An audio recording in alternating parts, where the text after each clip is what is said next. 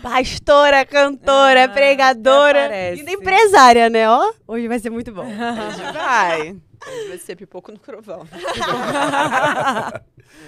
Pastora, seja muito bem-vinda. Sim, tá? obrigada. Realmente, para nós aqui do programa Tudo Pode Mudar, nós falamos aqui nos bastidores, antes de começar aqui o programa, estávamos falando sobre a importância desse programa. Então, é um nome sugestivo, né? Tudo pode mudar, e realmente tudo pode mudar. Nós cremos que num Deus que transforma fel em mel, transforma a maldição em bênção, né? Traz o renovo. E a gente crê que a palavra que será falada aqui nesta manhã vai realmente compungir e atacar, né, milícias do mal que tentam invadir os seus corações, né?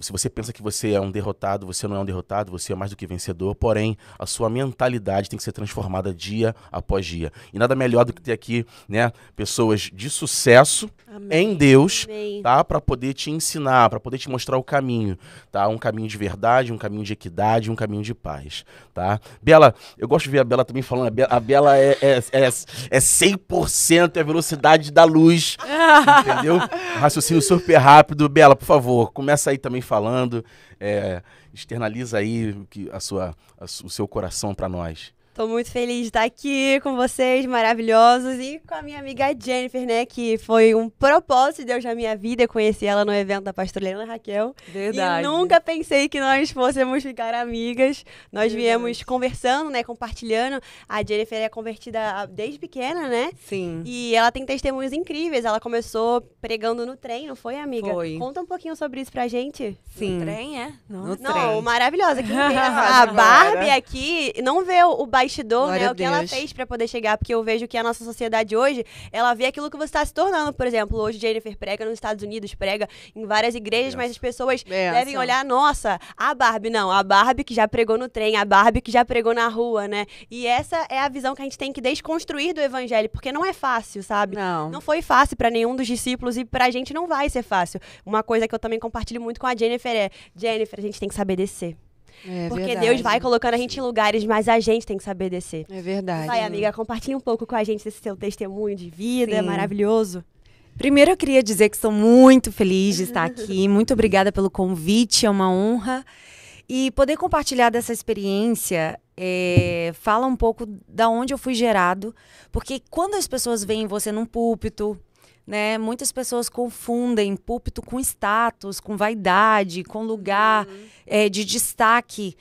E, na verdade, eu creio que é um tempo que Deus está separando realmente pessoas que têm uma história com Ele. E o púlpito ele foi uma consequência daquilo que eu fazia quando eu não tinha um púlpito. Porque tudo começou pelo meu amor pelas vidas. Eu lembro que na minha adolescência eu chorava mesmo para que Deus salvasse pessoas, para que Deus resgatasse pessoas, né, das trevas, das garras do inferno. Então tinha uma paixão absurda por vidas. Se você não é capaz de chorar primeiro por aquilo que você está se propondo a se levantar, não se levante. Porque primeiro nós precisamos ser capazes de chorar e depois nos levantarmos. Porque quando a gente olha a história de Neemias, por exemplo, a gente só vê a parte que ele se levantou, que ele reconstruiu em 52 dias o que ninguém fez em 150 anos. Ele reconstruiu os muros de Jerusalém. Mas antes dele se levantar, ele primeiro chorou, ele primeiro jejuou, ele primeiro sentiu. Então, o que me fez ir para as ruas foi porque primeiro eu amei as vidas. Eu olhei para as vidas e vi que cada vida tem um propósito. Eu me lembro que eu pegava o ônibus para ir para a escola, eu sentava no ônibus, eu orava pelo cobrador, orava pelo motorista, orava para quem sentava do meu lado. Eu passava a oração inteira, a minha viagem inteira, orando pelas pessoas dentro do ônibus. Elas não sabiam, mas eu estava ali intercedendo pela vida delas, orando porque eu amava vidas. E isso gerou dentro de mim esse desejo de realmente ir para as ruas. E eu tive uma liderança muito relevante na minha juventude, que nos ensinou também a amar vidas. E isso só contribuiu com esse sentimento que eu já carregava dentro de mim. E todas as terças-feiras, não era assim, algo... fiz um evangelismo uma vez na rua e agora eu digo que eu comecei na rua. Não. Isso foi anos da minha vida, eu evangelizando na rua. Foi todas as terças-feiras eu estava na rua com uma caixa de som dentro de uma praça dizendo: estou aqui para dizer que Jesus te ama, que Jesus tem um plano na sua vida, que você precisa conhecer da fonte, que nunca mais você vai voltar a ter sede. Então, comecei ali. Todos os sábados de manhã, a gente ia para dentro do trem. Isso aconteceu em Natal, no Rio Grande do Norte, onde eu morei. E eu lembro, porque quando era mulher, um homem, ele dava conta de pregar no vagão inteiro. Mulher, não. Ficava duas mulheres. Uma pregava para outra metade e outra mulher para outra metade. Por causa da voz. Você tinha que gritar mesmo, para todo mundo te ouvir. Então, eu me lembro que eu segurava lá: olha, bom dia, eu vim aqui para te dizer que Jesus, ele tem um plano na sua vida, que ele mudou minha história, e assim como ele fez na minha vida, ele pode fazer na sua. E a gente também louvava. Então, era um tempo muito precioso, onde teve muitas conversões, muitas pessoas sendo alcançadas por Jesus, pelo Evangelho. Então, quando as pessoas veem você no púlpito, sabe que você tem uma história com Deus. Verdade. Quando as pessoas veem você sendo ungida, ou aquilo que Deus prometeu se concretizando, por exemplo, a promessa, né, de eu ir pregar fora do Brasil, foi uma promessa que eu carrego há 17 anos. Uau. 17 anos.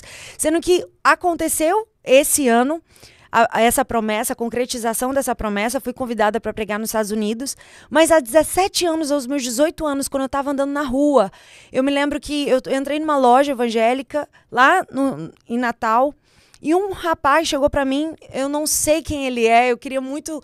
Naquela época a gente não tinha o hábito, né, de pegar contato, a gente não tinha esse hábito. Mas aquele homem, ele apareceu na minha vida e falou assim: jovem, eu tenho uma mensagem de Deus para te entregar. Eu estava sozinha. E eu entendo por que eu precisava estar sozinha, porque nem todo mundo vai entender as promessas de Deus sobre a sua vida. Por isso que existem coisas que Deus, ele só vai falar com você. Porque não adianta você querer contar a promessa de Deus para todo mundo, porque tem gente que vai dizer: você tem essa história. Você, assim como fizeram com Jesus, né? Você é filho de um carpinteiro. Quem você pensa que é? Exatamente. E eu vou dizer, as pessoas que mais conhecem a tua história são aquelas que mais vão duvidar dos lugares que Deus vai te levar. É verdade. As pessoas que mais conhecem as tuas raízes, sabem de onde você veio, e vão duvidar das promessas de Deus sobre a sua vida. Então, por isso que existem promessas que é para você ficar calado e você guardar, porque nem todo mundo vai entender. E só você recebeu a palavra. Então, só você sabe o que Deus, ele liberou sobre a sua vida. Claro. E ali, ele falou assim: eu tenho algo de Deus para te entregar. E ele falou várias coisas, dentre elas, ele falou assim: você vai para o Rio de Janeiro. E ninguém sabia que meu pai, militar, tinha sido transferido para morar no Rio de Janeiro. E eu sabia. E ele falou assim: você vai para o Rio de Janeiro. E eu falei: realmente, Deus está usando esse homem. Começou a se confirmar. E quando você for para aquele lugar, eu vou começar a te usar. E eu vou te levar de um canto a outro daquela cidade. E dali eu te levarei para as nações da terra. Uau. Então, essa palavra aconteceu quando eu tinha 18 anos. E se cumpriu agora com 34. Então, passaram-se anos, né, para a concretização dessa promessa. Então, a gente vê que não acontece tão de repente quanto a gente imagina, mas a gente tem uma história. E eu sempre acho interessante, eu falo muito, né, gente? Peraí. Não, eu vou terminar. Tá maravilhoso. Não, dá lugar, tá maravilhoso. Tá tocando aqui. Amém. E sabe o que eu acho interessante? É porque quando Davi, ele foi levado para o rei Saul, né? Saul olhou para a aparência dele e disse: um menino ruivo, sabe, magrinho, eu imagino. A Bíblia fala que ele não tinha aparência de alguém que venceria um gigante de 2 metros de altura, que tinha experiência de guerra. Veja, ele não tinha nem posição de um guerreiro. Ele não fazia parte do exército. Ele estava lá cuidando das ovelhas. Ele era o mais inapropriado para ser usado para guerrear contra o Golias, né? O filisteu, o gigante. E isso que eu acho interessante, porque tem muitas pessoas que têm um posicionamento, estão alistados, mas não têm coragem. E Deus está pegando aqueles que não têm posição, que estão escondidos nas malhadas, mas que têm uma história com Deus, que já venceu urso, já venceu leão. E quando Saul olhou para ele e disse: você não tem condição. Ele falou assim: peraí. Eu tenho uma história com Deus. Peraí, você não sabe, mas lá, quando eu estava cuidando das minhas ovelhas, eu enfrentei urso, eu enfrentei leão, eu tenho coragem. E quem é esse incircunciso para afrontar o Deus de Israel? Então ele teve coragem que todo Israel que tinha currículo, que tinha ferramentas, que tinha espada, escudo, que tinha estratégias de guerra, não teve coragem de fazer. Porque Deus, ele tá pegando pessoas que estão escondidas, mas estão habilitadas, mas tem uma história com Deus. Porque tem muita gente que tem posição, mas não tem coragem. E isso me lembra muito também de uma história... Ousadia, né? Exato, que eu amo, que é a história de Débora, que está lá em Juízes 4, que fala que de Baraque, que era o líder do exército de Israel, ele tinha posição, ele tinha currículo, ele tinha estratégia de guerra, ele tinha as armas necessárias para uma guerra, mas ele não teve coragem. E Deus pega uma Jael, que está em casa, escondida, não tem nome, não tem currículo, não tem as armas qualificadas para uma guerra. E Deus entrega nas mãos dela, o maior inimigo de Israel morre nas mãos dela, não nas mãos de Baraque. Porque ele não teve coragem. E quando Deus usou Débora e falou assim, olha, eu vou te mandar para uma guerra, e essa guerra, Deus já está dizendo que eu vou te dar vitória. E às vezes as pessoas não estão tendo coragem, até quando Deus já disse, essa guerra é sua. Eu vou te dar vitória. Ele falou assim, eu não tenho coragem. Eu só vou se você for comigo, Débora. E ela falou assim, eu vou. Mas a vitória dessa guerra não vai ser dada a você. A glória dessa guerra não vai ser dada a você. Mas é uma mulher. E aí a gente pensa que é a Débora, né? Que é ela, corajosa também, que foi para uma guerra. Imagina uma mulher ir para uma guerra. E o exército que eles enfrentaram tinham carros, tinha uma estrutura. Por isso que ele estava com medo. Não era à toa. Era para dar medo, mas ela foi. Mas Deus deu essa vitória a uma mulher que estava escondida, mas estava preparada. Então, quando você estiver escondido por Deus, saiba que Deus está te preparando para os lugares que Ele vai te levar. A gente pensa que o esconderijo de Deus, ele dói. Porque às vezes você fala assim, nossa, eu queria cantar, mas não me dão oportunidade. Eu queria pregar, mas não me dão oportunidade. Mas Deus está dizendo, eu estou te escondendo. Porque eu prefiro você escondido, preparado. Eu prefiro você escondido, habilitado, e eu prefiro você escondido vivo. Porque o que tem de gente com o microfone na mão, mas está morto, o que tem de gente subindo em altar, mas está morto, o que tem de gente que tem influência na rede social, mas está morto, não passa de um sepulcro caiado. Tem gente que é uma bênção, mas quando sai, entra para depressão, entra para uma vida que não é algo que é exposto. E as pessoas dizem, nossa, eu me inspiro em tal pessoa, mas quando você vê de perto, você vê que aquela pessoa não tem nada a ver com aquilo que ela expõe nas redes sociais. E aquilo não passa de uma máscara, porque hoje, na rede social, você pode ser uma farsa. Na rede social, você pode ser um artista. Na rede social, você pode mostrar algo que você não vive, que você não é. Então, esse é o perigo dos tempos de hoje. Nossa, muito Glória bom. a Deus. Olha, Já foi a pregação. quando a já pessoa, sentiu, né? Já quando a sentiu. pessoa está cheia de Deus, Deus morda. né, se sentiram aí, né?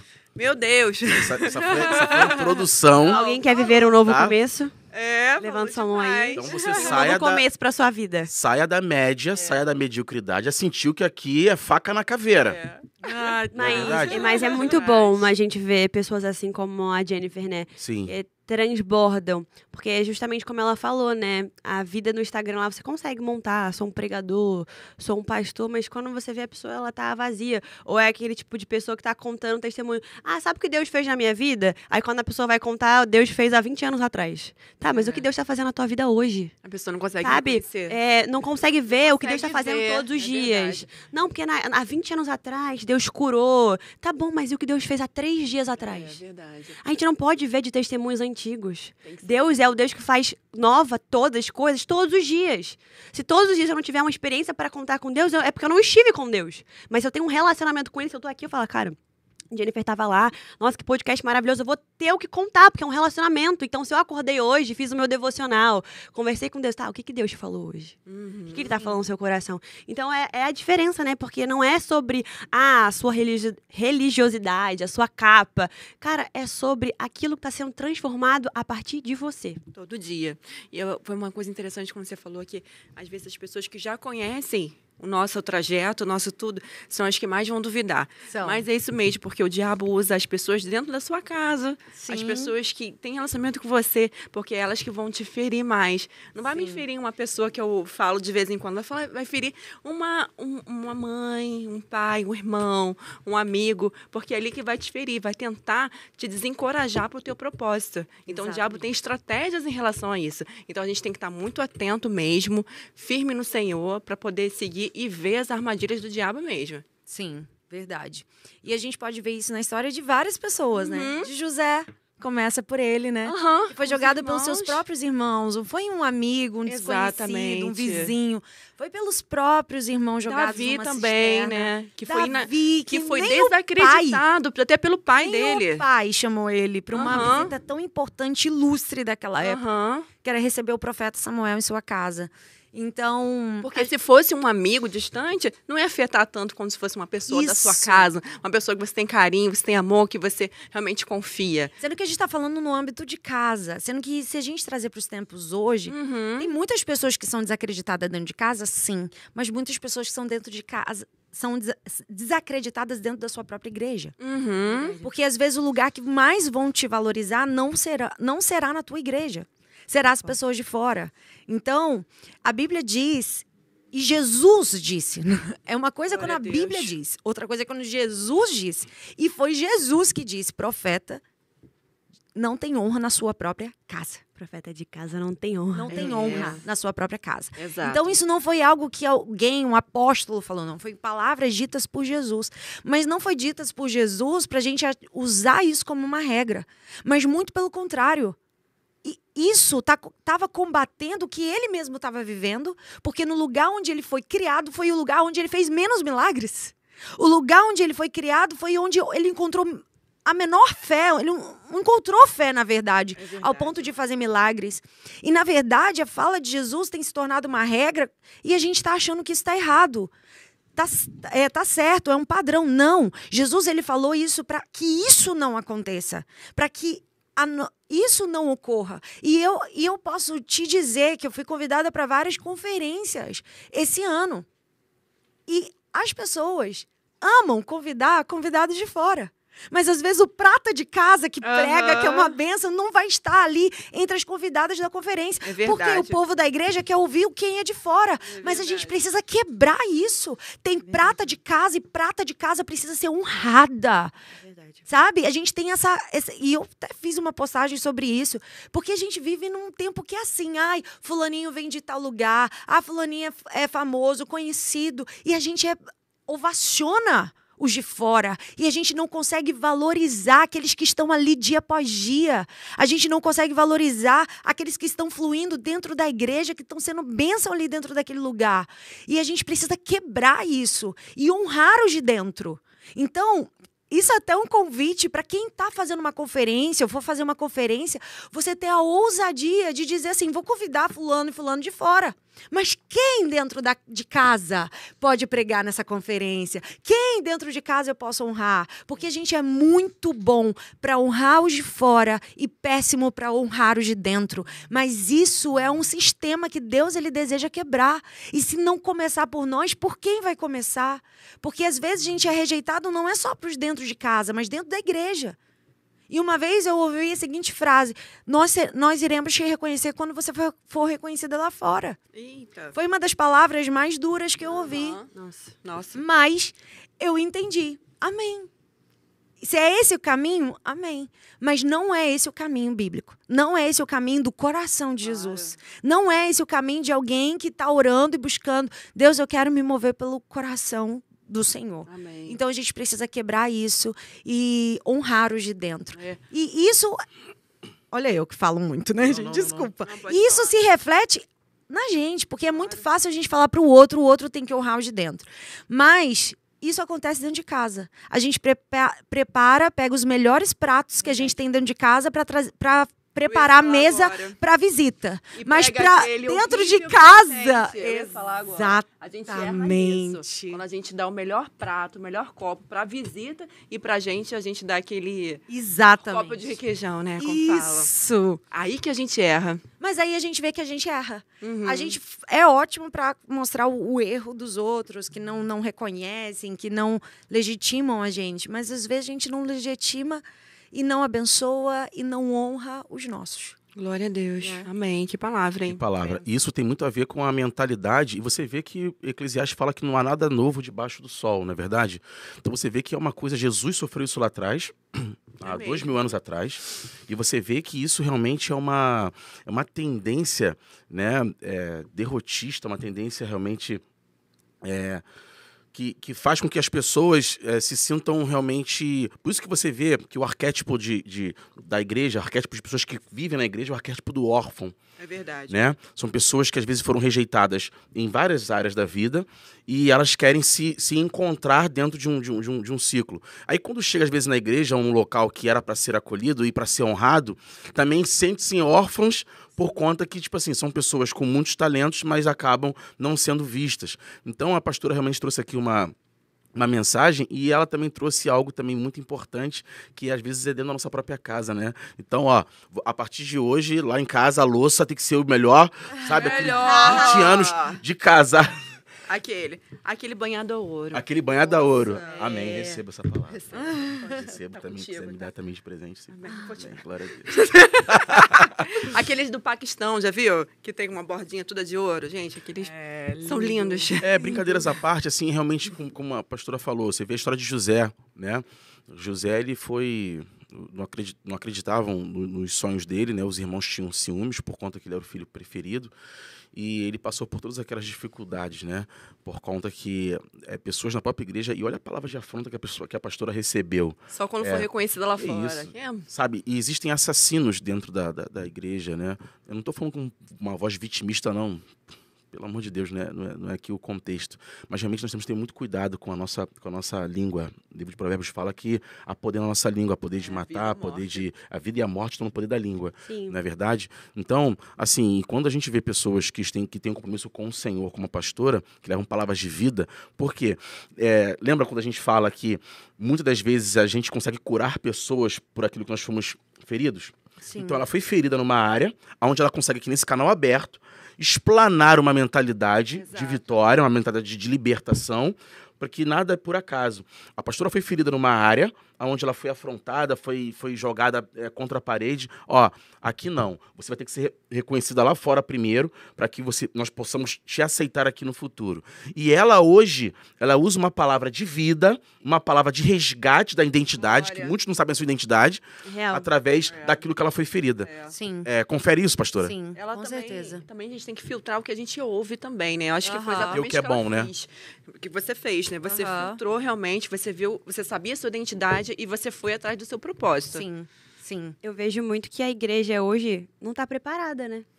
Não está preparada para receber pessoas assim, sabe? Você não está preparada para receber pessoas feridas, machucadas, porque as próprias pessoas da igreja, elas estão feridas, elas estão machucadas. Estão. E aí, como um ferido vai cuidar de outro ferido? Isso é algo que quebra a minha cabeça, porque eu falo, cara, quando a gente sai da bolha, né, da bolha cristã, a gente vê lá um aquário, que é a igreja, mas a gente vê um mar de peixes de mais de 90% de pessoas que não conhecem Jesus. Sim. Tá, mas será que se essas 90% elas fossem para dentro do aquário para serem cuidadas, tratadas, elas seriam de verdade? Porque eu vejo que o pessoal da igreja, a igreja em si, ela gosta muito de julgar e apontar. Por quê? Nosso púlpito começa em casa, foi como a gente falou. A gente não honra os de casa, mas a gente chega na igreja servindo. E aí a hipocrisia já começa aí. Mas a gente fala, não, vamos salvar os perdidos, vamos salvar... Claro, tem muita gente para ser salva, tem muita gente perdida. Mas será que se essas pessoas elas estivessem dentro da igreja, elas seriam realmente salvas? Elas seriam realmente cuidadas? Porque... Será que nós estamos cuidados, sabe? Então, isso me preocupa muito, porque a mudança, ela não tem que começar no mundo. A mudança não tem que começar da igreja para o mundo. A mudança já tinha que ter começado na igreja e transbordando. Porque é isso que mexe com a minha cabeça. Quando eu falo, eu penso, caramba, tem muita gente pra ser salva. Mas eu falo que se essas pessoas estivessem dentro da igreja hoje, a gente não teria capacidade de cuidar delas, essa é a verdade. Porque a gente não tá conseguindo cuidar nem dos de dentro. E foi até uma postagem que eu fiz ontem nas minhas redes sociais, deu uma repercussão bem grande, porque, na verdade, esse pensamento foi até do meu marido, a gente conversando, e ele falou isso, e eu falei, meu Deus, é isso. Ele falou o seguinte: vem um assassino, assaltante, pensa assim, fez a pior coisa, se converte, aceita Jesus. A gente faz o quê? Yes! Aplaude, Festa no céu. né? Festa. Na Lagoinha faz até confetes, não é isso? Tudo. Então você ovaciona, uau, o assassino aceitou Jesus, o assaltante aceitou Jesus. Daqui a um mês ele já está no púlpito dando testemunho. Sim. Em alguns lugares. Isso é fato. Não passou nem por um processo de libertação. Né? Nem vamos entrar nesse mérito. Mas aí um que está dentro da igreja se quebra. Às vezes fatalmente teve que entrar no divórcio, fatalmente, nunca quis, nunca buscou, mas fatalmente foi abandonado, rejeitado pelo marido. Uma mulher foi fatalmente obrigada a se divorciar. Para ela não há perdão. Para ela não há recomeço.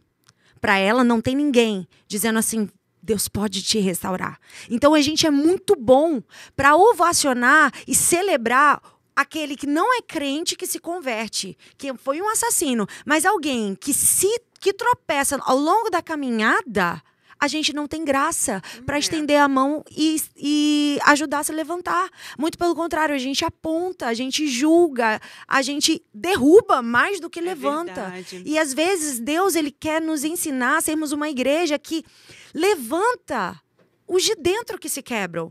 Porque em nenhum momento na Bíblia você vai ver que o justo não vai cair. O justo não vai ter uma vida santa, impecável. Gente, pelo amor de Deus, nunca será. Porque obra acabada é só no céu. Enquanto a gente estiver aqui, a gente é uma obra inacabada. A gente está em processo. E a Bíblia diz que se o justo não é um injusto, não é um ímpio, não é iníquo, se o justo cair 7 vezes ele se levantará. Porque há esperança para toda vez que a gente tropeça, há esperança para toda vez que a gente se quebra. Afinal, ele não é o oleiro que refaz o vaso? Ele não é o oleiro que sabe lidar, manusear com barro? Então, que a gente possa celebrar o assassino que se converte, mas ter graça, ter amor, ter uma oportunidade de recomeço para aquele que se quebra, mas está dentro. Então, a gente tem o espírito do filho mais velho da história do filho pródigo. Sim. Que é aquele que não consegue celebrar o filho pródigo que estava morto e reviveu, que estava perdido e foi achado. A gente não consegue fazer parte dessa festa do recomeço, porque a gente acha que Deus ele é só para fazer novas histórias, mas não para recomeçar histórias. E Deus ele recomeça. Deus ele tanto recomeça que ele começou na cruz e começou no Éden e recomeçou na cruz. Porque no Éden era o plano, né, dele, ele começou ali uma história. Mas por causa que o homem comeu do fruto, o homem tropeçou, ele recomeçou na cruz. Então Deus ele sempre tem uma história de recomeço. A gente vê pela Babilônia, quando tomaram o povo, Deus veio e trouxe uma história de recomeço para o povo que não queria reconstruir o templo. E Deus disse, a glória da segunda casa será maior do que a da primeira. Mas aí eu te pergunto, essa glória não era humana? Porque eles não tinham recurso, eles estavam quebrados financeiramente e eles não tinham mais condições de fazer o mesmo templo que Salomão fez. Eles não tinham mais condição de revestir tudo com ouro, deixar tudo perfeito, mármores, pedras preciosas, não. Mas Deus está dizendo, eu não preciso de um templo perfeito, porque a maior glória é aquela que eu faço no recomeço. A maior glória é aquela que eu faço quando você se submete ao processo e deseja reconstruir. Então Deus ele tem algo poderoso na vida de cada pessoa que deseja se levantar, deseja reconstruir. Então não importa se foi um adultério, não importa se foi um aborto, não importa se foi um divórcio, não importa qual erro tenha sido realizado, há uma esperança. Há uma história de recomeço. A gente deixa tudo muito bonitinho, tudo perfeito, mas sabe, no meu direct eu recebo história de mulheres que abortaram e não conseguem se perdoar por isso, de mulheres que adulteraram, que traíram seus maridos e não conseguem se perdoar por isso. Mas eu acredito num Deus que recomeça qualquer história, assim como de um assassino que se converteu, assim como uma mulher que tropeçou no meio da jornada. Então eu creio que a gente precisa voltar a pregar esse evangelho, estender a mão para aqueles que se quebram também e que estão dentro. Eu ia falar isso agora. Eu ia trazer uma polêmica aqui. Porque a pastora falou uma coisa muito importante, que o evangelho ele é power, ele é poder de Deus. Né? E quando nós somos ovelhas dentro de um grande rebanho, e eu vou trazer uma polêmica aqui. Glória a Deus. Vocês concordam que... Ela praticamente já respondeu aqui, né? Mas vocês concordam que está sendo pregado muito pouco? Por quê? Nós somos conduzidos por líderes, por grandes lideranças. Concorda comigo? Concordo. Por favor. Eu também faço parte da igreja, também faço parte também da questão ministerial, né? Da liderança também. E a gente realmente... Vocês acham que isso é falado pouco? Esse resgate de dentro da igreja, de pessoas, como ela falou, realmente existe um povo muito doente dentro das igrejas. Eu acho. Que, às vezes, essa celebração daquele que vem de fora, que tem que continuar. Tem que Tem continuar e tal. Mas Pá. parece que tem mais graça. Eu acho que é Uma algo pessoa muito encoberto. Parece que tem É mais muito graça. encoberto, porque não é natural. Tipo assim, não é de fora, tudo bem. Você veio de fora, você nunca veio da igreja. Ou então a pessoa sai da igreja ferida, ela tem que procurar outra igreja. Ela não volta pra mesma, porque ela já Tem sabe que dedos não vai ser apontados. bem recebida ali. Então é um pecado velado. É verdade. isso aí. Pecado velado. E parece que para as pessoas tem mais graça ver uma história, sei lá, de um ex-assassino, Isso, de um ex aquilo, do que aquela pessoa que nasceu na igreja, viveu na igreja, teve ministério e caiu uma vez, sabe? E parece que só tem Não há dedos mais esperança. Não, é sentenciado, é sepultado. Eles celebram muito mais um recomeço de um ex, alguma coisa. E a pessoa que está ali precisa de apoio, precisa ser resgatada também. Vou falar uma coisa. Exato. Engraçado que a pastora está falando aqui. Eu fui também chamado por uma pessoa muito grande. Essa pessoa teve uma queda, né? E essa pessoa é uma pessoa muito, muito, muito relevante no reino. Todos nós somos relevantes no reino. Amém. Mas uma pessoa que tem dotes, tem talentos, é muito usada por Deus. Essa pessoa, há muito tempo que eu não a via, né? Conheço, essa pessoa tem muitos frutos em Deus mesmo. Glórias. E eu fui chamar essa pessoa para algo, para um projeto, uma conversa e tal. Já há 2 anos que eu não falo com essa pessoa. Pessoa muito influente mesmo. Pessoa muito assim, que tu olha assim, caramba, caraca, essa pessoa tem uma vida e tal, entendeu? Uma vida você se espelha e tal. Uma pessoa sempre bacana, nunca foi altiva, não. Mas teve um período... Que isso, fulano? Você não... Não, eu já tô há 2 anos sem pisar na igreja. Falei, que isso? Como assim? Não, por conta tal. Uma pessoa muito relevante, numa igreja muito relevante. Aí ela falou assim, engraçado que essa pessoa tá passando por isso. Os amigos... Cara, a pessoa, ela tá aqui. Parece que ela cometeu algo. Ela cometeu algo. E a igreja cheia de gente. É como se ela tá aqui e a igreja fizesse assim, ó. Se afastasse. Pessoas que iam na casa dela, conviviam com ela. Sabe? Uma pessoa que é realmente um talento. É lamentável essa pessoa não estar sendo tratada e ela, tipo assim, ser vista como uma leprosa, de fato. Uma pessoa que realmente o inimigo, com certeza, as investidas do adversário na vida da Bela, que é uma pessoa que tem transformado vidas, vai ser muito, muito incisiva para que ela possa cair. Entende? Do que uma pessoa que às vezes não está fazendo nada. Então, realmente, ela é um alvo dos dardos inflamados do maligno para que ela possa cair. Entende? Então, ela realmente vai ser muito atacada. Aí, vamos supor, a poder no sangue de Jesus. Acontece algo, sobre Jesus. tá quebrado. É um exemplo, mas tá aniquilado, tá quebrado. Aí ela, de uma certa forma, ela teve um deslize. Tô dando exemplo. Será que aí todos vão virar as costas para ela? E todos sabem o tamanho que ela é, o talento que ela é, a influência que ela gera no reino. E mesmo assim, tipo assim, tá, Bela, teu tempo aqui de validade acabou. Vamos ver outra pessoa. Próximo. Próximo, é mais ou menos isso que nós vivemos há anos. Ou então apaga. Né? E não trata. Não trata. Porque, na verdade, eu já tive um pastor que ele caiu em adultério. Então, eu já vivi isso. E exatamente isso que a gente faz, sendo que a gente já pensa assim, vamos tirar o salário dele, vamos tirar tudo dele. É isso. Só pensa nos cortes que vai acontecer. Sendo que ninguém pensa assim, porque a igreja não paga para ele ir para um lugar como o Moriá, ir para um lugar se tratar, ele se recuperar, ele se reestabelecer. Porque não tem um líder que se levante para ajudar essa família a se fortalecer, a se reestabelecer depois desse trauma, depois dessa dor. E me lembra muito a história do bom samaritano, né? Sim. Que foi saqueado pela vida, né? Então, assim, ninguém, nem o levita, nem o sacerdote passou e estendeu a mão, porque estavam preocupados com os protocolos, preocupados com seus afazeres, preocupados com a sua religiosidade, mas veio o bom samaritano, que foi capaz de estender a mão, de levar ele para um lugar onde ele pudesse ser tratado, cuidado. E é isso que a Bíblia nos convida a fazer. Sim. Com alguém que tropeça, que cai. E a gente faz completamente ao contrário. Porque parece que quando a pessoa cai, parece que ela apaga tudo de bom que aquela pessoa é. Só que, cara, você não é definido por aquele seu erro. Então, por que você tá julgando o próximo como se você não tivesse erro nenhum? Eu fico muito chocada com isso mesmo dentro da igreja, porque a gente quer falar mal de igreja, a gente quer falar mal de pastor, a gente quer falar mal de pessoas que tropeçam, mas, ei, já olhou pra sua vida? Acabou. Silêncio da morte. Já olhou pra sua vida? Olha pra você. Sabe por quê? Eu tava lendo um livro do John Bevere, que é sensacional. Ele falou assim, quando alguém chegar e falar mal de você, não se preocupa, porque você é muito pior do que aquela pessoa está falando. Sim. Quando alguém chegar e falar mal de você, não se preocupa, você é muito pior do que estão falando. E nós somos.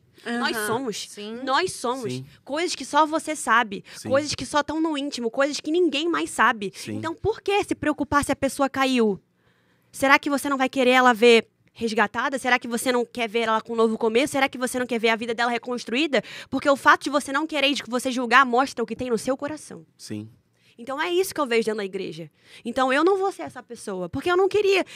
Eu tô começando, tenho 2 anos de convertida agora. Quem me garante que eu não vou cair? Como é que eu posso afirmar? Eu nunca vou cair. Sou crente? Sou temente a Deus? Sou mulher de Deus? Sou. Tenho a minha identidade firmada? Tenho. Mas eu não posso garantir que eu não vou cair. Quem tá em pé, cuide para que não venha cair. Não caia. Isso aí. Cuide. É isso. É isso aí. O problema é quando você se acha seguro demais. Seguro demais. É isso. É isso aí. E a gente vê também pessoas, às vezes, se alimentam da queda do outro. Tipo assim, se fulano caiu... São os urubus da fé. É isso aí. E se fulano caiu... meu irmão, eu tô apto pra pecar. É sério. É porque a referência dele é uma pessoa, não é Cristo. É isso aí. Essa é verdade. Entende? É o homem, não é Deus. Falou tudo. Por isso que muita gente sai da igreja, né? Porque a referência é aquele líder lá em cima e não sabe o que eu acho que por Deus, né? Eu acho que se a igreja fosse mais humana, não fosse um ambiente... Porque existe a idolatria, né? Existe os bezerros de ouro dentro da igreja. Se a igreja fosse mais humana, a pessoa que ela vem diretamente do mundo para a igreja, ela se sentiria mais confortável, entender que ela também pode errar. Porque ela vai errar. Gente. Sim. Eu acho que seria algo mais confortável para quem tá dentro, para quem tá vindo de fora. Pergunta que não quer calar. Como eu falei aqui, está sendo pregado pouco isso, né? Os jovens estão ouvindo esses estudos pouco menos do que deveria. Porque, tipo assim, isso aqui é uma conversa do cotidiano. Mas é porque a gente só tá vendo na igreja histórias de sucesso. Ninguém quer pregar os seus fracassos. Na verdade, o que a gente tem visto na igreja é a acho. história de coach, né? Eu acho que isso é uma coisa que me preocupa muito. Todo mundo é coach.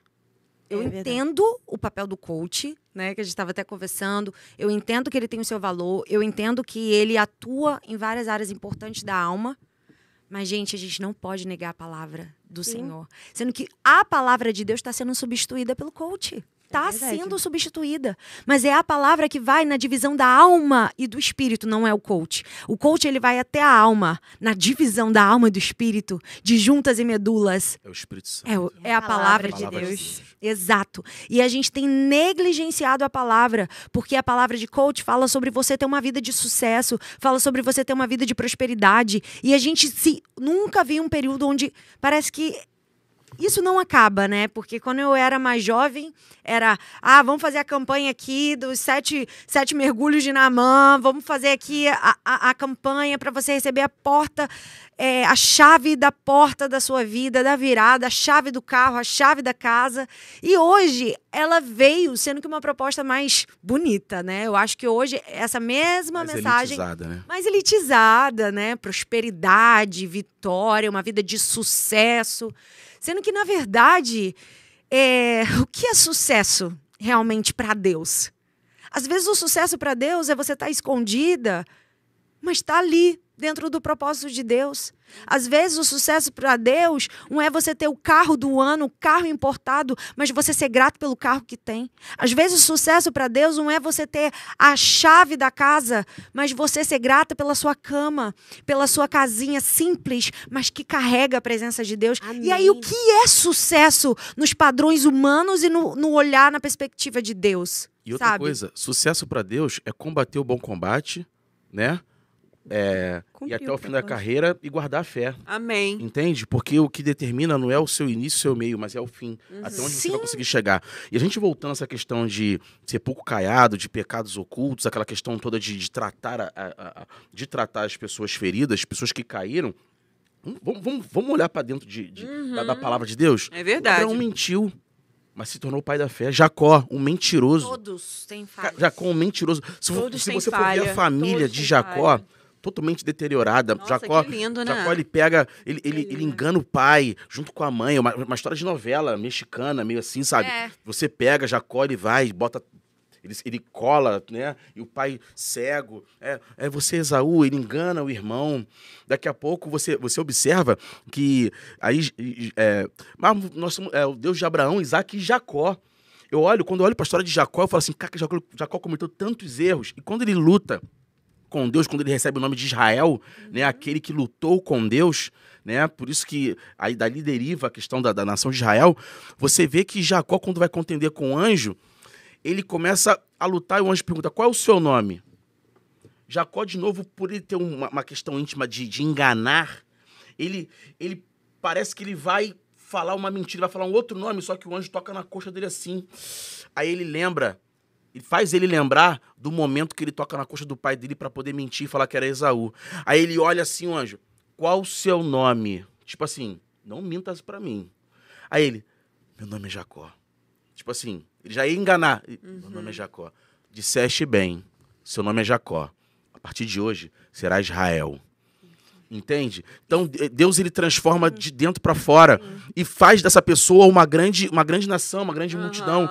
Você vê Pedro. Pedro, que isso, Jesus? Eu vou te negar onde? Pedro, você vai me negar. Mestre, eu daria minha vida por ti. Você vai me negar, rapaz. Tô te falando. Sim. Aí, daqui a pouco, você não era aquele que andava com o mestre? Você não era aquele que estava com os discípulos? Você não era aquele que fazia... Aí o galo canta. Daqui a pouco, na ascensão de Jesus aparece na margem, né? Aí fala com Pedro assim, Pedro, tu me amas? Claro que eu te amo, Senhor. Pedro, tu me amas? Mestre, claro que eu te amo. Terceira vez, aí Pedro cai em si. Lembra que eu falei de Jacó? Quando Jacó lembra que... Aí Pedro, ele... Tu sabes, Senhor. Disseste bem, Pedro. Sobre esta pedra edificarei a minha igreja. Por quê? Tem que haver um reconhecimento de que nós não somos nada diante de Deus para que Deus possa despertar e fazer de nós uma grande nação. E será que isso é sucesso na perspectiva humana? Não é sucesso. Sucesso seria Jacó andar plenamente, porque você andando bem, você consegue correr, você consegue ter velocidade, mas Deus está dizendo, na perspectiva do reino, eu prefiro você mancando, porque eu vou te dar a minha velocidade, você vai andar no meu tempo do que você andando direito. Pode e falar você não alcançar aqui, o propósito de Deus. Sentindo que a presença de Deus aqui nesse Também lugar. tô. Então, assim, mancando. Deus está dizendo assim, eu prefiro você mancando, mas consciente de quem você é, do que você andando plenamente e você está perdido no seu propósito. Então, que é sucesso na perspectiva humana e na perspectiva de Deus. Né? Porque às vezes as pessoas olham, né? Às vezes, é o Deus de Abraão. Viu o que Abraão fez? Então, Abraão, tipo assim, se Abraão estivesse hoje congregando em uma igreja, será que Abraão seria rejeitado? Seria seria rejeitado, ele seria, tipo assim, você é um mentiroso, tal. Será que Jacó... Não, sai daqui, enganador, ele estaria longe, mas para a visão de Deus, não, ali ainda tem vida ali, entende? Então, para você que tá aí achando que tá caído, tá cabisbaixo, tem vida para você, tem vida para sua história, tem retorno, tem começo. E Deus tem levantado mulheres aqui, ó, que estão tocando nesse assunto de sarar feridas de pessoas que estão dentro da igreja feridas, né? Estão largadas como se fossem leprosas, mas tem vida para você aí. Mas isso não pode ser motivo de ser um desigrejado. Sim. O problema também desse tempo. Né? A pandemia, ela aumentou muito isso. Muita gente que é evangélica, que é cristã, mas não deixou de assistir o culto online, não deixou de ser quer dizer, se tornou um desigrejado. Ele parou de se congregar. E a postagem que eu fiz ontem, eu vi alguns comentários de pessoas que falaram assim, por isso que eu saí da igreja. Porque onde está o amor, né? Que tanto se prega. Agora, se a liderança, se o que você tem visto na igreja de errado tem te feito fazer disso uma justificativa para você ficar em casa, tá errado.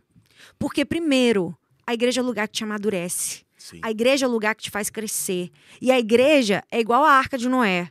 Vai ter bicho que vai pisar no teu pé, vai ter bicho fazendo lá as necessidades dele, vai ficar aquele cheiro horrível, mas está todo mundo dentro da arca e a gente está indo para o céu. A igreja é isso. Então, se eu utilizo, porque eu fui ferido na igreja, eu vou sair da igreja. Quem não foi ferido? Quem nunca foi ferido na igreja? Eu tenho certeza que Bela, que tem quantos anos de convertida? 2 anos. 2 anos de igreja. Já foi ferida na igreja? Já, bastante. Então... Quem não foi ferido na igreja? Agora, se você utilizar da desculpa que eu fui ferido na igreja e por isso que eu não estou na igreja, tá errado. Porque a Bíblia diz que é importante a gente congregar. Lá em Hebreus fala sobre a importância de você fazer parte e estar congregando. Então, se você parou porque você foi ferido na igreja, o seu foco não foi Jesus, o seu foco foi as pessoas. Porque se você parar por causa das pessoas, não vai faltar motivo, você vai parar. Agora, se você continuar olhando para Jesus, você vai avançar. Eu me lembro que na minha adolescência, aconteceu várias coisas para eu ser ferida e nunca mais querer saber de igreja, várias. E aí, seria uma lista imensa, mas uma delas é porque, eu sempre falo isso, eu vim de uma igreja muito rigorosa e eu morei em Natal e lá a Assembleia de Deus era extremamente rigorosa. A gente não batia palma na igreja, pra você ter ideia. Sim. Né? Então, o meu pastor, ele me viu jogando bola na rua, eu tinha 13 anos. E por causa disso, ele me afastou de todos os cargos. Eu tinha todos os motivos pra, a partir dali, dizer não vou mais pra igreja. Mas o meu pai falou assim, você vai continuar amando o pastor, vai continuar honrando ele.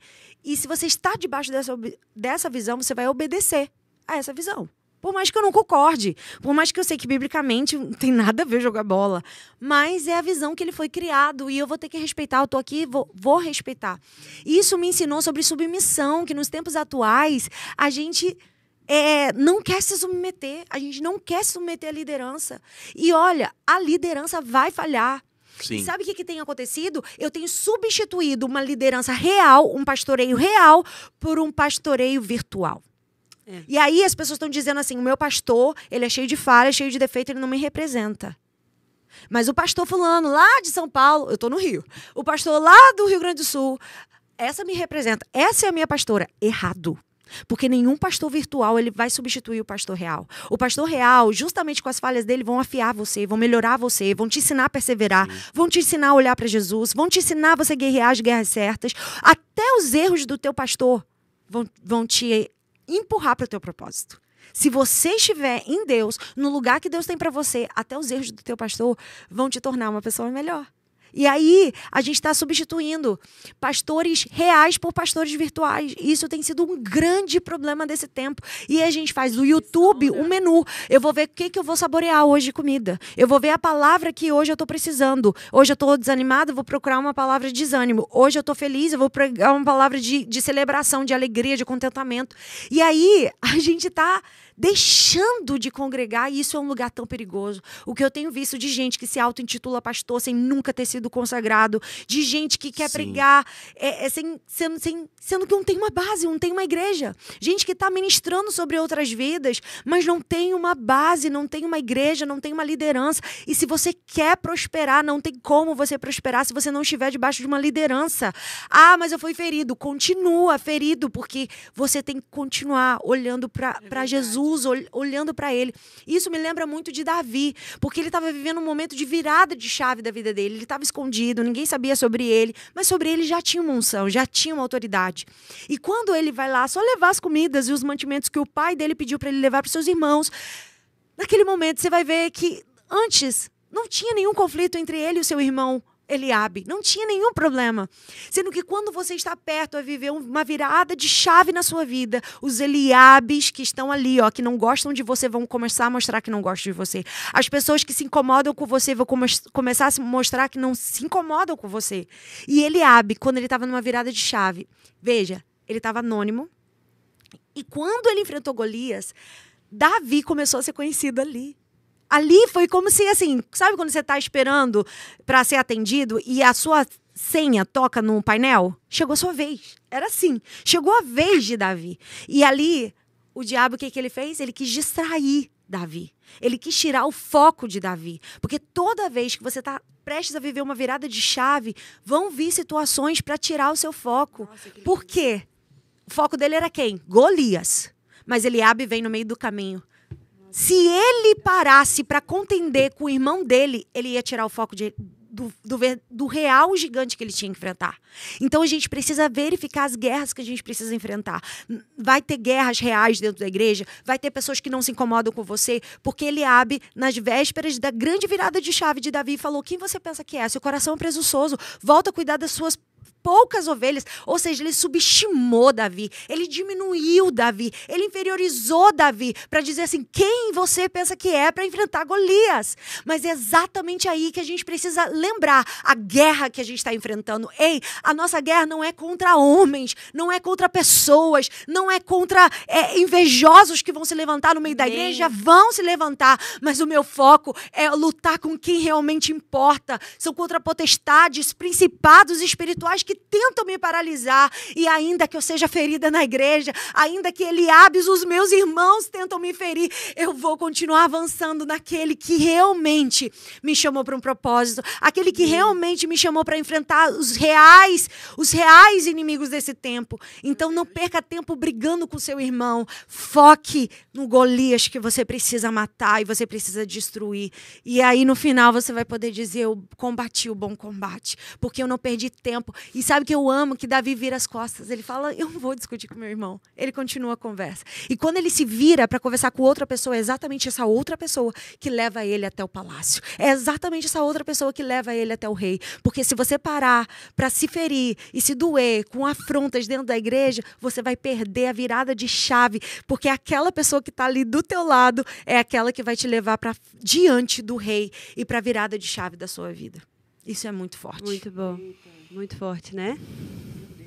Tem um fogo, uma unção aqui de ver. Eu acho que as pessoas também estão usando muito um plano B, né? Para substituir pessoas, né? Sim. É incrível. Sim. Eu acho que o plano B, ele acaba tirando o seu potencial do que fazer as coisas não dar certo, tá? Sim. Até quando eu falo empresa também, relacionamento, quando a gente tem um plano B, a gente tira o foco do negócio para dar certo. Se a gente tiver, e na Bíblia diz sobre um casamento, e é um princípio muito bom, né? Porque casamento não tem plano B.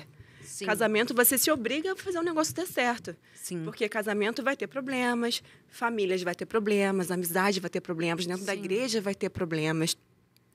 Mas a gente tem que estar focado mesmo a fazer o negócio dar certo. Porque se tiver o segundo plano no casamento, aí você tem um contatinho, né? Vamos botar assim. Uhum. Aí você tem um contatinho, aí você vai pensar assim: ah, não tá dando certo. Toda vez que eu chego em casa, ele não me dá atenção.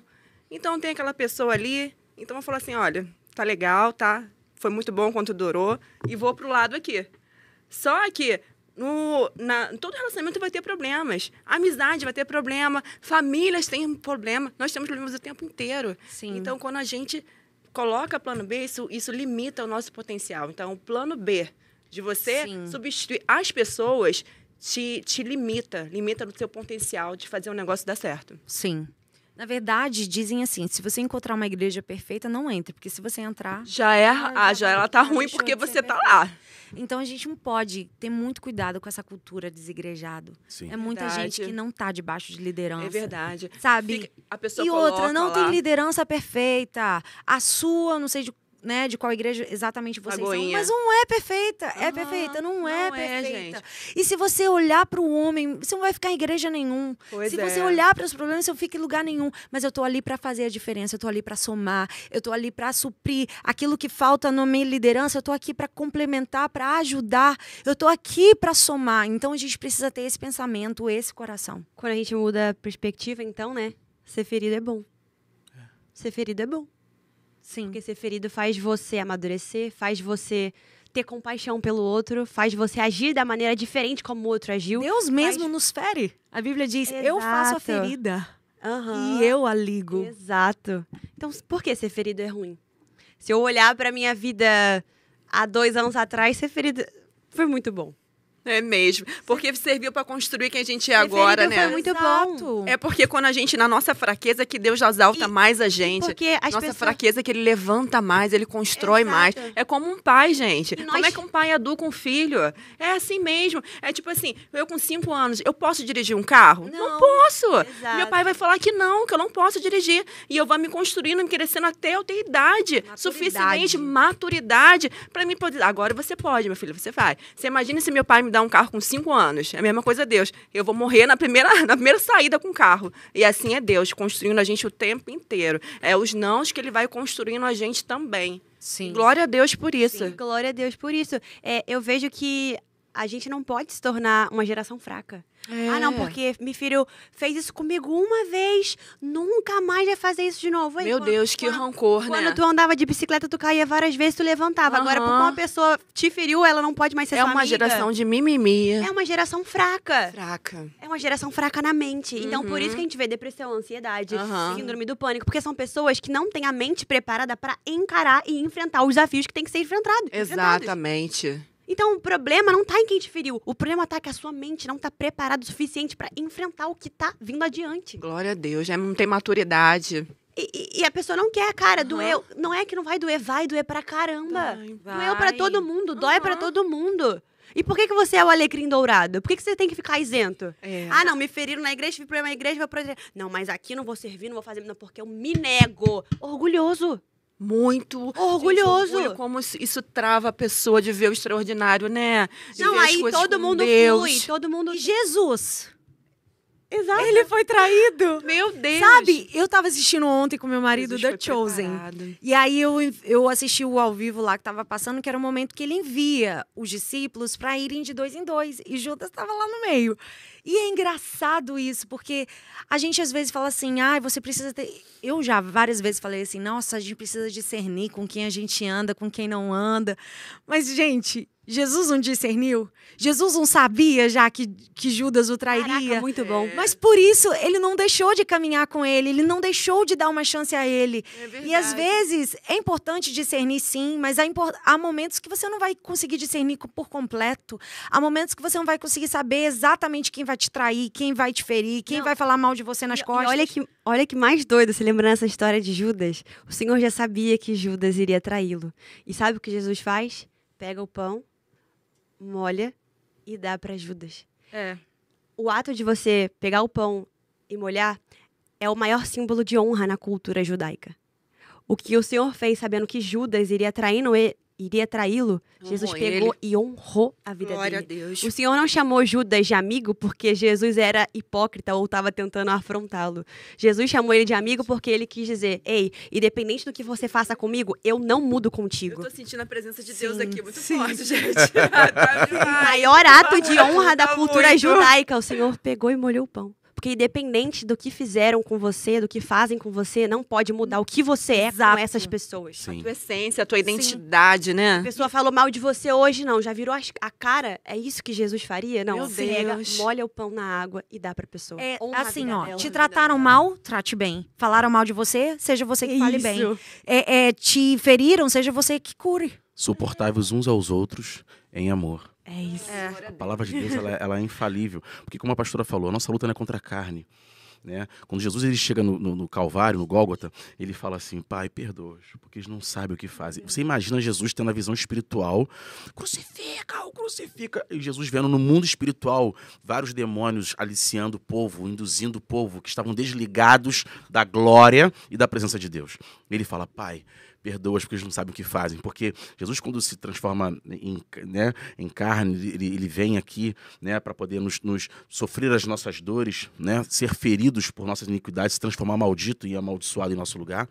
Ele já tinha essa noção que a Bela falou. Ele já sabia o que ele iria enfrentar. Ele ia ser açoitado, ferido, traído. Então, quando Paulo fala sejamos imitadores de Cristo, é difícil, né? Tipo assim, mas nós temos que tentar ser imitador de Cristo através dos seus atos, através da sua mentalidade. Por isso que nós temos que nos transformar pela renovação do nosso entendimento. Todos os dias. E andar, né, Jim Hunter diz, nós somos a média das 5 pessoas que a gente está junto. Aí, quando eu convivo nessa roda de esclarecimento, numa roda onde a gente está traindo aqui uma mentalidade cristocêntrica, não tem como nós errarmos. Então, que você seja influência na sua igreja, seja uma influência positiva, né? Você ajude ao seu líder a poder a caminhar, né? A Bíblia fala, se te chamarem para caminhar 1 milha, caminhe 2, não é verdade? Exato. Então, eu acho que o evangelho é isso, é doação, né? Se doar 100%. Então, assim, a gente está falando aqui, falta pouquinhos minutos para nós ter encerrado. Mas está tão lindo, programa, né, gente? Está tão rápido, está tão gostoso, não é verdade? Precisamos ter mais. Pastora, a senhora tem que vir mais vezes aqui no programa. E a gente também, a gente fazer um programa Tudo Pode Mudar com um tema. Sim. E a gente já vem preparado por um tema e vir abordando esse tema, onde vai estar todo mundo já ciente de que nós iremos falar sobre esse tema, muito que bom. É um tema que vai ser exaurido de uma forma muito positiva. Sim. E trazer cura. Vamos fazer isso? Vamos, claro. Vamos agendar essa daqui? Vamos sair daqui hoje já alinhados. Glória a Deus. Porque a presença de Deus daqui está nítida. Sim. Não, É como se fosse um debate. Amém, eu creio nisso. Como se fosse um debate, a gente vem, né, todo mundo aqui já ciente do qual será o assunto. Pode ser um assunto que às vezes seja um assunto polêmico. Pode botar também no teu Instagram algumas perguntas das pessoas pra gente responder aqui. Sim. Isso aí. E a gente conseguir fazer um programa que a gente vai também... Evangelista. Isso aí, um programa que a gente vai falar sobre um determinado tipo de assunto. E vocês podem escolher o tema, né, que tá atual aí, que as pessoas estão carentes de ouvir, ou pode fazer uma enquete. Sim. Qual o tema que vocês gostariam que nós abordássemos e falássemos no programa Tudo Pode Mudar? Vai ser incrível. Vai ser incrível a gente poder fazer isso aí, porque aqui realmente tem muito conteúdo, são mulheres totalmente preparadas para esse novo tempo, tá? Mulheres que saram vidas, que saram relacionamentos, que estão cheias de Deus, estão cheias da autoridade de Deus. Não é verdade, Bela? Nossa, sim. Eu tava conversando com a Jennifer, né? Eu falei assim, eu passo ali pela Avenida das Américas, aí teve um dia que eu tinha uma placa de um circo. Só que eu tava tão, assim, tão focada ali, tão no espírito, que aí eu li assim, últimos dias. Aquilo entrou em mim de uma forma. Os últimos dias. E aí Deus começou a falar isso comigo, né? Cara, é real quando a gente fala, não é uma loucura. Jesus, ele realmente está voltando. E por que isso é tão firme na cabeça de umas pessoas e outras não? Porque umas ficam, não, tomara que o Senhor não volte antes de eu casar. Porque olha o nível que a gente prioriza as coisas terrenas, as coisas hedônicas e tudo mais. Eu tava falando com a Jennifer. Eu falei assim, é porque quando a gente tá aqui no ambiente, né, a unção é algo que você não precisa falar. É algo que você reconhece. Sabe? É uma coisa que eu aprendo muito. Não se apresente, deixe que te apresentem. Porque a unção, ela fala. Porque a unção não é sobre você, é o poder de Deus. E eu tava falando, Jennifer, você já parou pra pensar que a gente tá aqui, 2022, você não imaginaria viver tudo que você viveu. Sim. E eu também não imaginaria viver tudo o que eu vivi. Então, eu não sei o que tá guardado para 2023, mas certamente o Senhor já sabe. Mas uma coisa é fato, porque espírito testifica com o espírito. O Senhor, ele vai levantar uma geração anônima, porque ele tá voltando. E é a geração que vai reconstruir, vai separar a estrada, vai abrir o caminho, vai preparar para que ele volte. Sim. Então, quem é que vai colocar essa mão na massa? Porque também a palavra diz que muita é a colheita, porém poucos são os trabalhadores. muitos são chamados, porém poucos são escolhidos. Porque os poucos são escolhidos, não é porque o Senhor é seletivo, mas é que poucos querem viver aquilo que Deus tem. Poucos querem concluir aquilo que Deus tem. Porque às vezes o que Deus tem não é o que você gostaria, mas é o que vai ser necessário para você. Então eu falo muito para Jennifer, se prepara, porque Deus vai levantar a geração anônima, que é a geração de remanescentes. Sim. Isso é claro, isso é nítido. Tá, e quem quer? Você quer? Você quer? Você tá pronto? Então, pegue tua cruz e siga-me. Larga o teu passado, larga o que você gosta. O casamento não é uma preocupação para você agora. O que você quer, o carro que você quer, a casa que você quer, não é uma preocupação para você agora, porque tem uma prioridade de Deus maior para sua vida. Então, acho que essa é a mentalidade, sabe? Deus, eis-me aqui, o que você quer? E isso inclui até quando você está vivendo o chamado de Deus, né? Eu digo por experiência própria. Esse ano eu vivi um pouquinho do que é ser itinerante. E eu acredito que esses remanescentes, eu acredito que essa geração de anônimas que Deus está levantando, de fato, é uma geração que vai percorrer um caminho que não vai ser fácil, que não é todo mundo que vai querer, porque a gente vai buscar ser, antes de tudo, bíblico e estar dentro da vontade de Deus. Porque o que tem de gente, e quantas vezes eu fui perguntada, né, pelas pessoas, quanto você cobra para pregar? Quanto você cobra? Ou até mesmo pessoas que fazem questionários antes de ir. Questionários assim, quantos membros tem a igreja, qual a pessoa reconhecida, famosa que já teve aí na sua igreja, para eu avaliar se eu vou. Então, eu vi muitas igrejas sofrendo com isso. E pessoas que têm feito do altar e de um lugar da veiculação da palavra um lugar de enriquecimento. Porque se você pensar que um culto em uma noite você vai ganhar 15 mil, 30 mil reais... tem algum problema com a igreja do Senhor. Porque eu tenho ido pregar em alguns lugares e eu vejo que a gente não é um povo rico, milionário. Existem pessoas crentes que são ricas, milionárias, existe, mas é uma minoria, a gente reconhece. A maioria do povo cristão, eles fazem isso aqui um mês inteiro para ganhar um salário mínimo. Às vezes dá plantão de madrugada, se mata para conseguir um saláriozinho melhor. E às vezes, em uma noite, eu quero ganhar 15 mil. E aí eu estou fazendo do púlpito de um lugar onde as pessoas se matam para trabalhar, e uma noite eu ganhar mais salário do que muita gente ganha. E aí, gente, o que eu estou fazendo da palavra de Deus? Se de graça eu recebi, eu entendo que existe um preço. Eu sei que quando você vai pregar, você renuncia ao seu sono, porque muitas vezes o voo é de madrugada, você acorda cedo, você renuncia à sua casa, você renuncia um final de semana, que você não tem final de semana quando você começa a pregar.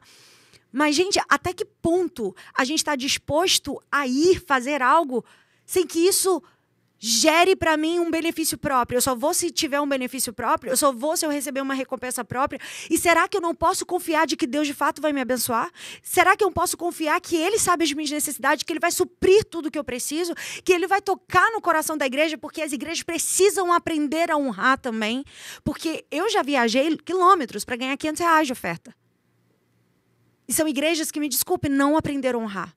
Não aprenderam a honrar, porque se fosse uma pessoa que cobrasse 3.500, 5.000 pagariam. E aí, porque você não estipula valor, elas não sabem te honrar. E Deus está ensinando tanto do lado de cá como do lado de lá. Deus está ensinando as igrejas a terem o princípio da honra, de que uma pessoa está deixando de sair da sua casa, ela está deixando tá pagando um preço, né, para estar ali, para se doando, estudou para levar uma palavra.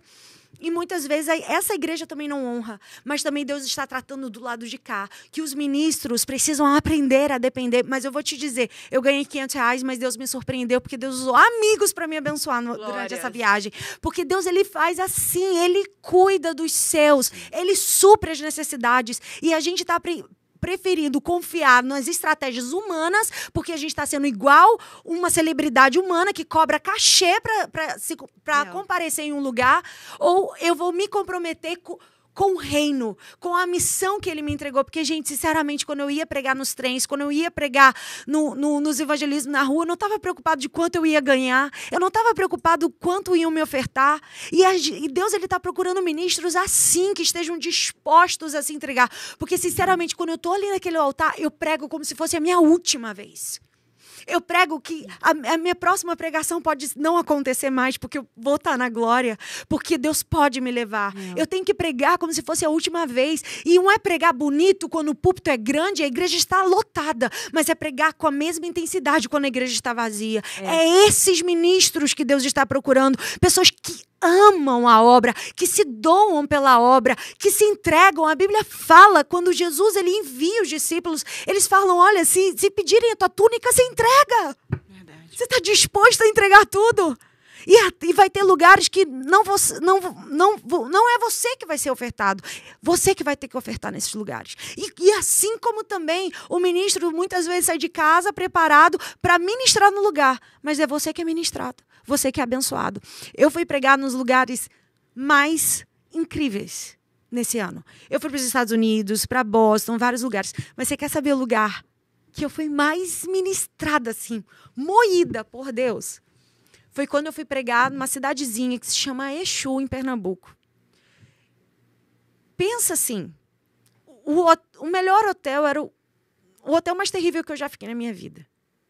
Uma cidade que não tem menor estrutura. Mas eu tive numa igreja do interior do sertão. Mas pensa que quando eu sentei com aqueles pastores para tomar um café, eu me sentia menorzinha daquela mesa. Porque eu não tenho ideia do galardão daqueles homens, daquelas mulheres que estão pagando um preço lá no sertão para pastorear um povo difícil, religioso, cheio de religiosidade. E às vezes a gente com tão pouco se acha. E tem pessoas tão grandes na fé, tão heróis na fé. E sinceramente eu fui pregar lá, mas quem mais recebeu fui eu. Glória a Deus. Quem mais foi ministrada fui eu. Quem mais foi tocada nas minhas raízes. E Deus disse assim, eu estou te levando para as tuas raízes. Eu estou te levando para você ver o real significado do evangelho. Foi ali, naquele lugar, um lugar mais improvável. No sertão do Nordeste. Foi o lugar onde eu vi os grandes heróis da fé. Os grandes heróis da fé. Sim. Que não são conhecidos na terra, mas certamente muito conhecidos no céu. Amém, aleluia. Amém. Glórias ao Senhor. Muito forte. Muito forte. Muito mesmo. forte. É uma outra realidade, né? Isso que a Jennifer traz, isso que a gente aborda aqui, porque é uma realidade que as pessoas, a maioria, não estão dispostas. Sim. É como a Jenny falou mesmo. É você fazer como se fosse a última vez, né? Eu também gosto de usar, tipo assim, quando eu acordo, eu falo assim, só hoje você é a melhor pessoa no meu trabalho, só hoje. Todo dia eu acordo assim, né? Só hoje eu vou trazer 10 pessoas para Jesus. Só hoje eu vou falar do amor do Senhor. E assim transforma a nossa mente, né, Jennifer? Sim, exatamente. Eu vejo que Usar todos os dias. a gente precisa realmente continuar buscando esse evangelho, né?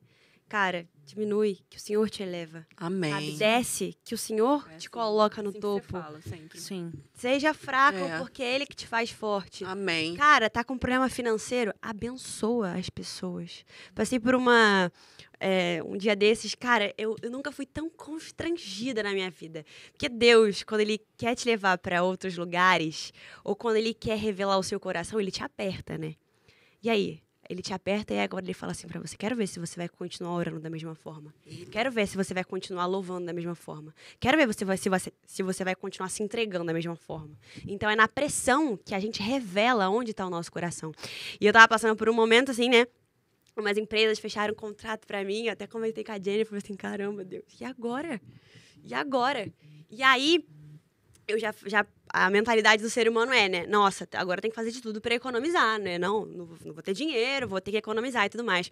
E aí, no sinal, tem aqueles meninos, né? Os ambulantes que vendem bala, chiclete, né? E tal. Uhum. E aí, ele pegou e aí falou assim, abaixa o vidro. Aí eu já falei assim, cara, não tem dinheiro. Hoje não tem mesmo dinheiro. Já tô bolada aqui, não tem dinheiro. Aí ele, abaixa o vidro. Aí eu, não tem dinheiro. Aí ele, pela terceira vez, abaixa o vidro. Aí ele, não contente, ele foi e veio na minha janela. E aí ele bateu na janela, porque ele não tava querendo que eu comprasse nada. Ele abaixou a janela e ele falou assim, oi, prazer, meu nome é Elias, nome de profeta. E ele começou a me dar um monte de balamentos. Eu não paguei pelo abalamento, ele me deu. E aí Deus falou assim pra mim, uma pessoa descalça na rua, num sol do meio-dia, que tem menos condição que você, tá te ensinando um princípio, a generosidade. Eita! Aquilo entrou no meu coração de uma forma absurda. Porque o Senhor, ele usa coisas atípicas do seu dia para te ensinar. Porque aquela pessoa ali, ela precisava muito mais do que eu, que estava num carro com ar-condicionado, reclamando porque encerrei um contrato e realmente não sabia e não sei como vou pagar a minha conta do próximo mês. Mas o Senhor falou, quando você abençoa, eu te dou, eu te abençoo. Amém. Então, esse é o olhar do evangelho, né? Porque quando a gente tem muito, a gente quer ganhar, mas e quando a gente tem pouco? Será que a gente vai ter a mesma capacidade de olhar para o ser humano, de abençoar? Porque eu fiquei constrangida. Essa é a palavra. Deus fala de um coração generoso. É verdade. A palavra ofertória falou sobre isso. A palavra de Deus falando sobre a prosperidade vem, não por você buscar a prosperidade, mas a prosperidade vem por você ser generoso com as pessoas. Um coração generoso, entende? Então, quando a gente... Deus se agrada muito nessa questão da comunhão entre irmãos, né? Quando, tipo assim, eu tenho uma empatia por você para poder, tipo assim, Bela, é o que você está precisando. Às vezes é uma palavra de conforto, às vezes, Bela, toma esse presente aqui, sabe? A generosidade. Jesus, quando recebe...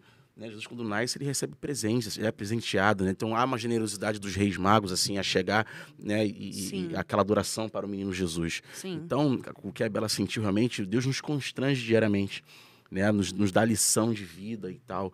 Então, isso aí é o cerne do evangelho. Deus me fez olhar para uma outra realidade. Sim. Porque, às vezes, a gente é mal acostumado. Mas e quando Deus começa a tirar? Tirar o teu carro bom, tirar o dinheiro da tua conta? Será que você vai amar a Deus da mesma forma? Será que o seu louvor, a sua adoração vai ser da mesma forma? Sim. Quando tem muita gente e ele começa a reduzir as pessoas, tem muita gente para pregar e ele começa a diminuir, ele começa a encurtar. E aí, será que você vai amar a Deus da mesma forma? Sim, sim. É forte. É forte mesmo. Paulo e Silas na prisão, né? Na prisão, cantavam, adoravam, os presos ouvindo aquilo. Realmente Isso me lembra também aquela viúva, né, de Sarapeta, né? Que ela só tinha uma farinha Sim. e o azeite. E ela deu pro profeta. Sim. Ela não deu, ela tinha um filho para poder alimentar, mas ela honrou primeiro Deus. Então é aquilo, né? Quando você faz pro reino, não se preocupa, não vai faltar. Sim. É verdade. Não vai mesmo. Deus, ele Quando você está em escassez na terra, tem abundância no céu. Amém. Sim, exatamente. Glória a O Deus. céu não está em crise, né? Eu acho que o resumo de tudo que a gente falou é, cara, para de olhar para a terra. O resumo de tudo que a Jennifer falou, para de olhar para a terra. Começa a olhar para o céu, porque o céu tem os recursos que você precisa. Ainda que não sejam aquilo que você quer, mas é o que você precisa. É verdade. Sim, sim. Gente, ai, muito bom! Amigos, temos chegado agora ao fim do nosso programa, mas eu tenho que fazer aqui... mas vamos fazer o seguinte. Não, vamos. Vamos exercitar isso, tá? Trazer um tema para que nós Vamos. possamos fazer uma apresentação muito bacana com conteúdo bem profundo aqui para todo mundo que assiste a gente. Isaías 62 vai dizer: passem pelas portas, construam as estradas e ergam uma bandeira para as nações. É um tempo que 2023 seja o tempo da gente realmente passar pelas portas que já estão abertas na nossa vida. Que a gente tenha coragem, que a gente tenha ousadia, que a gente tenha intrepidez para a gente viver aquilo que está disponível. E entender que não é a nossa vontade, mas é a vontade de Deus. Mas ao Amém. passar pelas portas, ao preparar o caminho, ao erguer a bandeira para as nações, a gente vai estar vivendo aquilo que Deus preparou para a gente. Então que a gente seja ousado, que eu declaro para a nossa vida e para quem está assistindo também, é ousadia e coragem no ano de 2023, porque é um ano que vai ter muita porta aberta, mas não basta ter porta aberta, porque portas grandes, você vê quanto maior a porta, mais difícil de abrir, mais Amém. força você tem que ter. Então Amém. eu declaro força e coragem pra gente viver tudo aquilo que o Senhor já tem preparado pra gente. Amém. Em nome de Jesus, que o Senhor Amém. abençoe você em nome de Jesus. Amém. Pastora Jennifer, maravilhosa, uma mulher de Deus, realmente aqui, muita unção, muito Muita. óleo sendo derramado aqui. Amém, Né? glória a Que o Deus. Senhor lhe mesmo. conserve assim Glória a a glória Deus. do Senhor, claro, em Glória. primeiro lugar, né? Mas a gente não pode deixar de honrar, né?